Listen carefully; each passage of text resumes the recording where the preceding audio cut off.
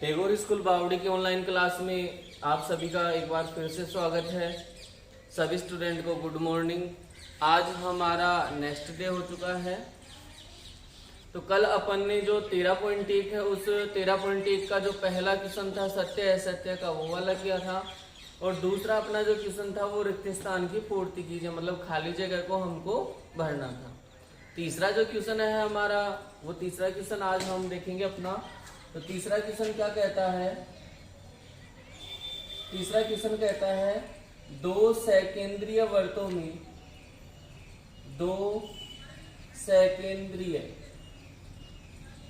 वर्तों की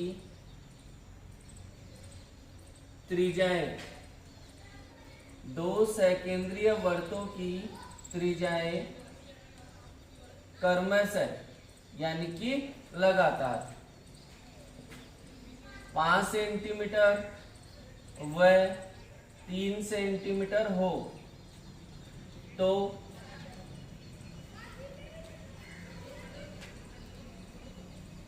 बड़े वर्त की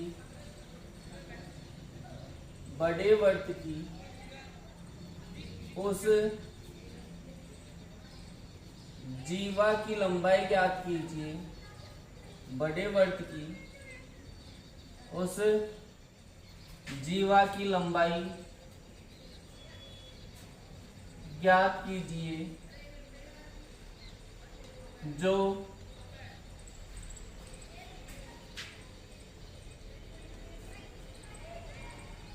छोटे वर्त को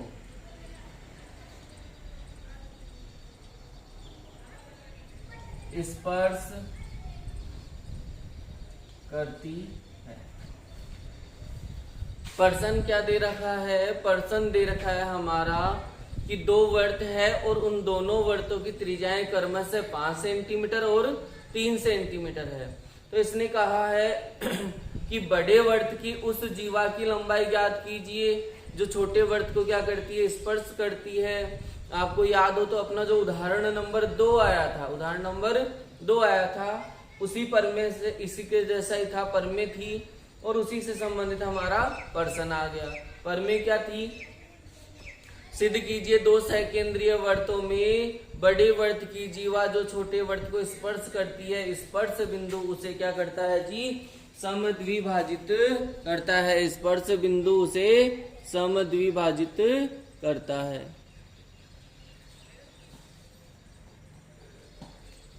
अब बात करें, पर्सन जो है वो ज्ञात करने वाला, सिद्ध करने वाला है नहीं, तो दिया हुआ है सिद्ध करना है, रचना वगैरह वगैरह कुछ नहीं लिखना अपन को। इसने क्या कहा? दो सकेंद्रीय वर्त। तो सकेंद्रीय वर्त क्या होते हैं? ऐसे वर्त जिनके केंद्र क्या हो? समान हो। ऐसा वर्त जिनका केंद्र एक ही हो। तो ये केंद्र मान लिया हमने O, और इस पे हमने एक वर्त की रचना की। एक वर्त की तो रचना ये की, इसकी त्रिज्या है वो 3 सेंटीमीटर है, और एक वर्त की इसी को केंद्र मानकर, इस O को ही केंद्र मानकर एक वर्त और बनाया। इस O को ही केंद्र मानकर एक वर्त और बनाया जिसकी त्रिज्या कितनी है? 5 सेंटीमीटर। क्या ज्ञात करना है? जीवा की लंबाई। और क्या है जी हमारे पास में जानकारी? बड़े वर्त की तो क्या है? जीवा। देखो बड़े वर्त की उस जीवा की लंबाई ज्ञात कीजिए, यानी बड़े वर्त की तो क्या है? ये जीवा। लेकिन ये छोटे वर्त को क्या करती है? स्पर्श। तो कैसे बनेगी? इस प्रकार से ये जीवा बन जाएगी। इस जीवा का नाम दे दे हम ए बी, और कहाँ स्पर्श करती है जी? पी पर स्पर्श करती है। कहाँ स्पर्श करती है? पी पर स्पर्श करती है। अब हमने उस परमेय में क्या किया था? उस परमेय में हमने किया था कि ये जो बड़े वर्त, दो सकेंद्रीय वर्तों में बड़े वर्त की जीवा, क्या? बड़े वर्त की जीवा जो छोटे वर्त को क्या करती हो? स्पर्श करती हो। बड़े वर्त की जीवा जो छोटे वर्त को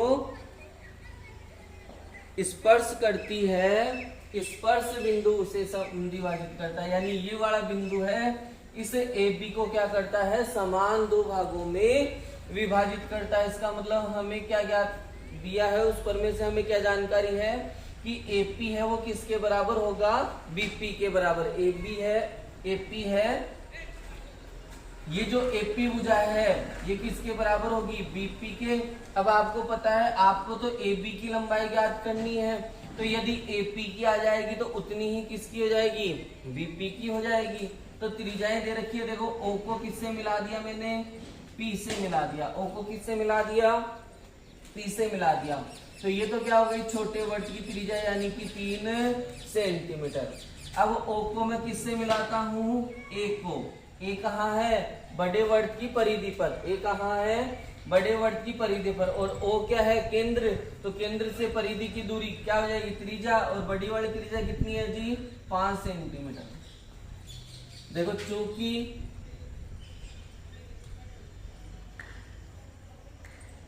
त्रिज्या स्पर्श रेखा पर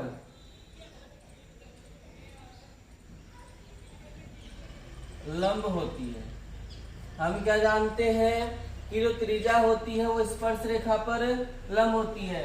तो ये ओपी क्या है, त्रिज्या। ओपी क्या है जी, त्रिज्या। और एबी क्या है, स्पर्श रेखा। तो ये यहाँ पे कितने डिग्री का कोण बनाएगी, 90 डिग्री का।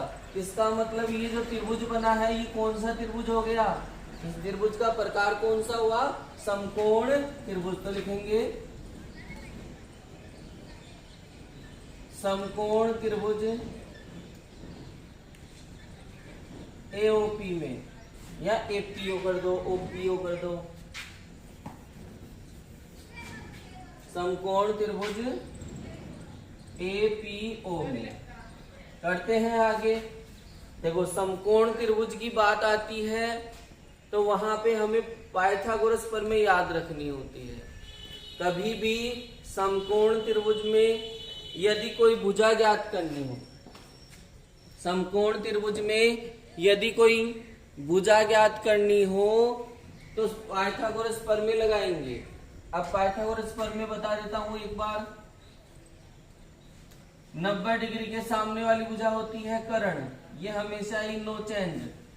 90 डिग्री के सामने वाली भुजा कौन सी होगी, कर्ण। फिर ये वाली भुजा कौन सी हो जाएगी, लंब। और नीचे वाली भुजा कौन सी हो जाएगी, आधार। तो हमें इसमें क्या ज्ञात करना है, देखो 90 के सामने वाला कर्ण भी दिया हुआ है और ये लंब भी दिया हुआ है। क्या ज्ञात करना है जी, आधार। तो पाइथागोरस प्रमेय का सूत्र, पाइथागोरस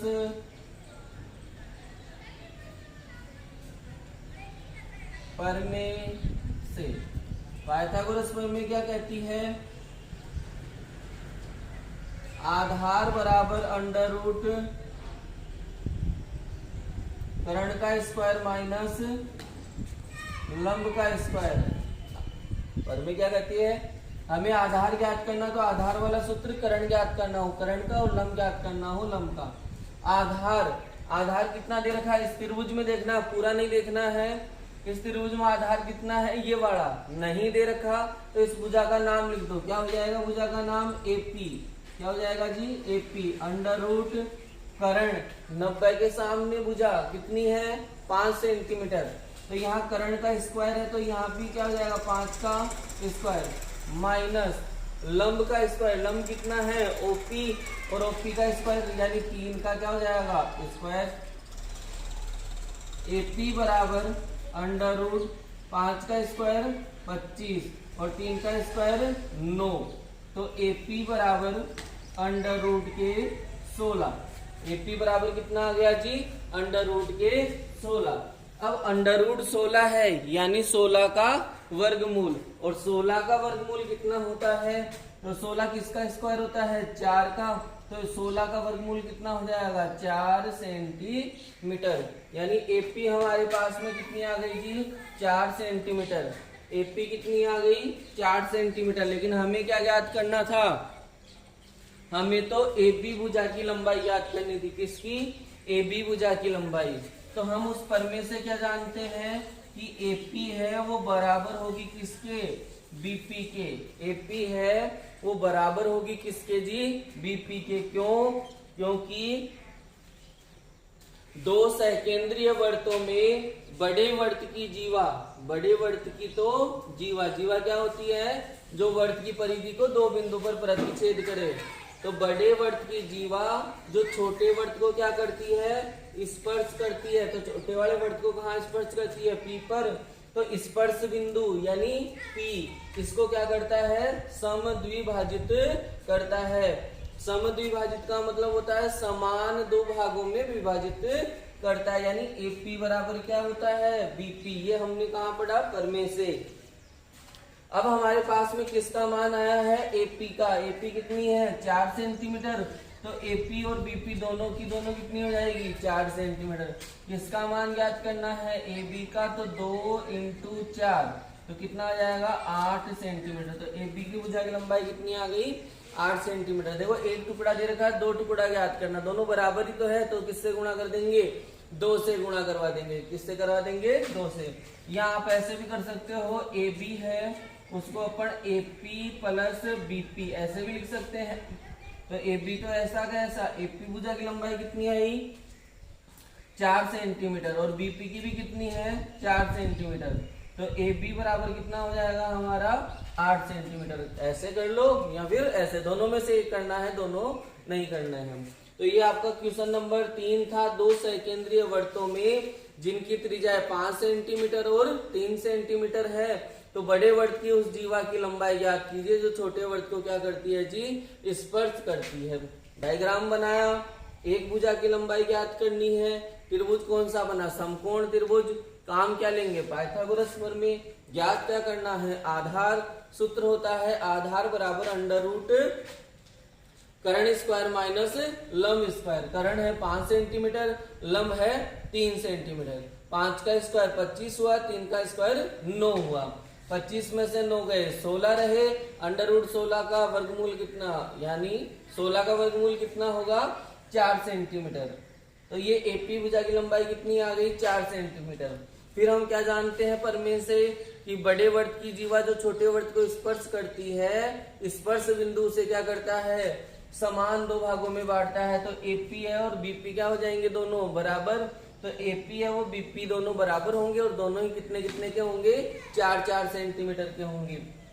तो 4 सेंटीमीटर ये हो गया और 4 सेंटीमीटर ये हो गया। तो इस जीवा की लंबाई कितनी हो गई, 8 सेंटीमीटर। अब अपना जो नेक्स्ट क्वेश्चन है चौथा, वो अपन अपनी कल की क्लास में देखेंगे।